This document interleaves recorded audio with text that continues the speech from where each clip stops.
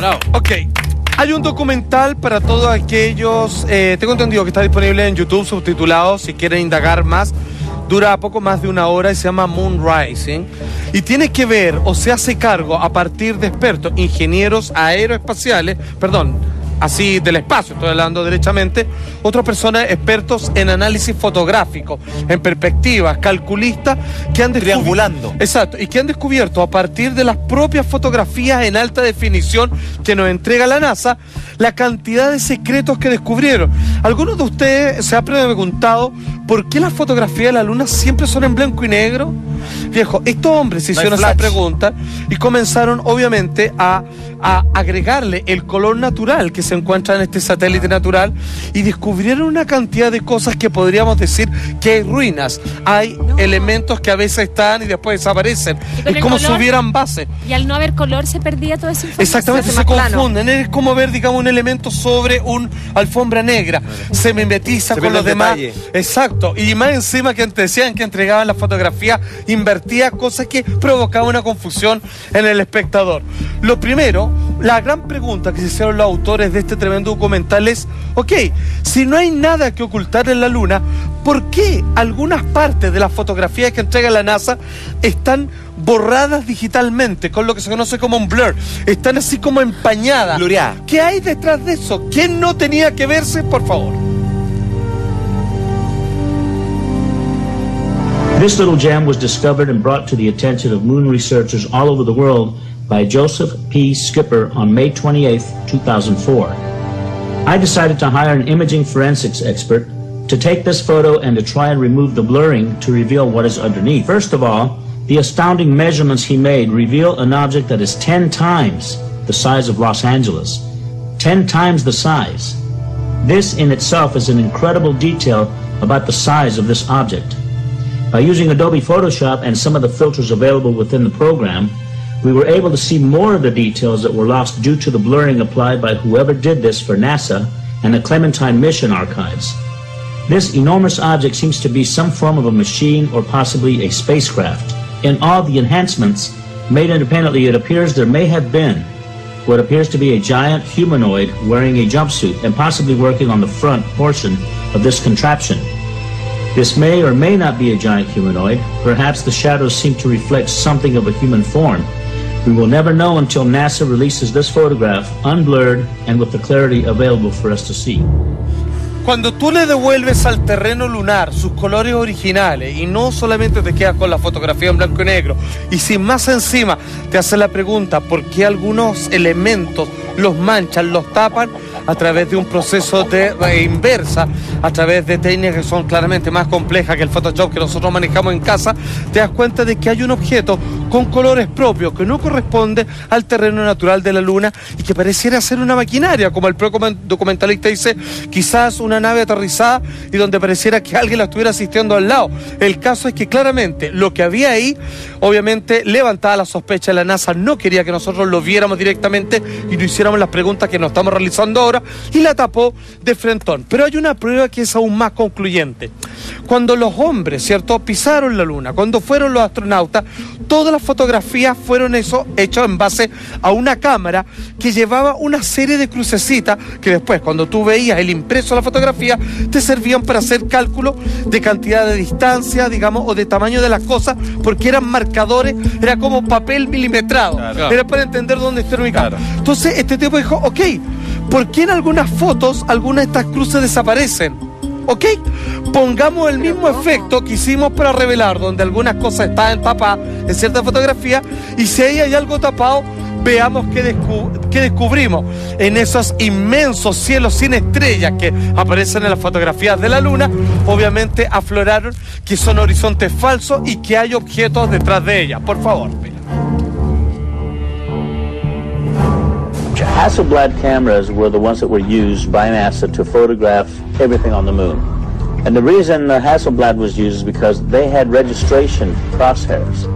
Now these registration crosshairs are there for a specific reason, okay? They're so that you can take a single photo with a single camera, so you'll be able to get distance from an object to another object. Okay, this is a perfect shot of a photograph of one of the astronauts on the moon. Now here you see the crosshairs. from the Hasselblad camera. Okay? You can clearly see that they are even in the darkness of space. But you can clearly see that the crosshairs are there in exactly the positions they should be. So in a lot of the false horizons, they've eliminated the crosshairs in the sky parts. And almost about 90% of the moonshots have what we call a false horizon. Inventaron los horizontes. Exactamente, vale decir, los horizontes cortaron la fotografía a cierto nivel y crearon fondos oscuros completamente infinitos, ya que ahora vamos a ver, digamos que en estos procesos fotográficos de invertir el proceso de tapar las cosas que descubrieron, como grandes murallones o tremenda y compleja estructura. Por favor, si podemos ver eso. Mentira. Exactamente. ¿Te das cuenta? O sea, ¿qué descubrieron? Al igual, como este objeto misterioso que apareció cuando le otorgaron los verdaderos colores a la luna, y obviamente trataron de sacarle estos elementos que borraban, comenzaron que en esos fondos infinitos negros que están allá atrás, comenzaron a aparecer estructuras que incluso estaban reflejados en los cascos de los astronautas.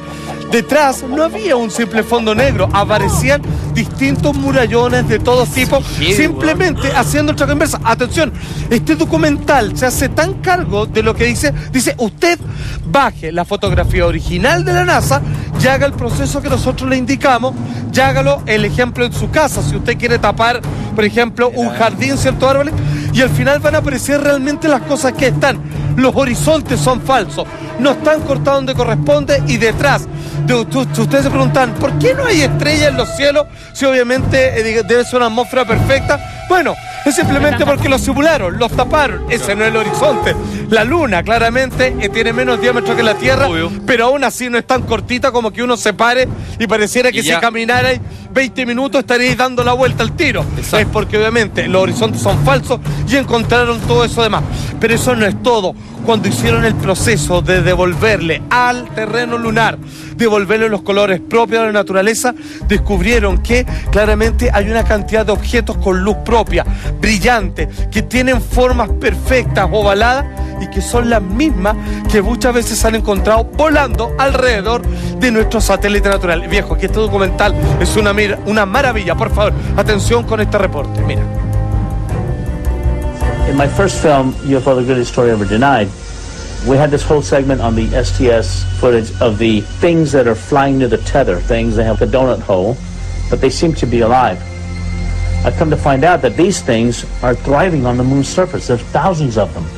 And they're hovering above the moon's surface, finding the full color imagery that you're looking at now, the natural colors of the moon. It brings us to a total new reality that the moon could have been teeming with life back in '94 when these photos were taken, or it may still be teeming with life.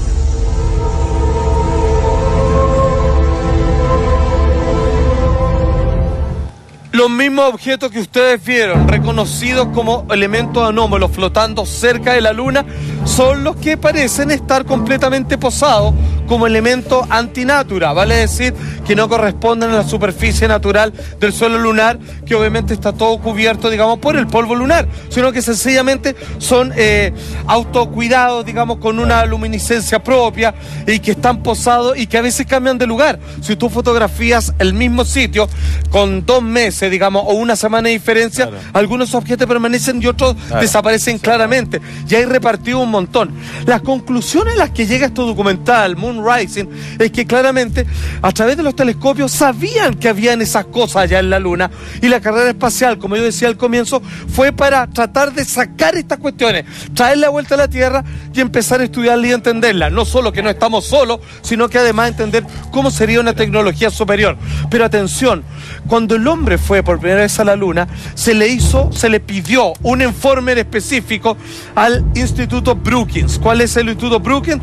Centro de investigación, escúcheme bien, dedicado a la investigación y la educación de las ciencias sociales, especialmente en economía, gobierno y política exterior. Le dijo, ok, necesitamos un informe para saber qué tenemos que hacer cuando volvamos, si que nos encontramos con todo esto que hemos visto a través de telescopios y que vamos a traer a la Tierra.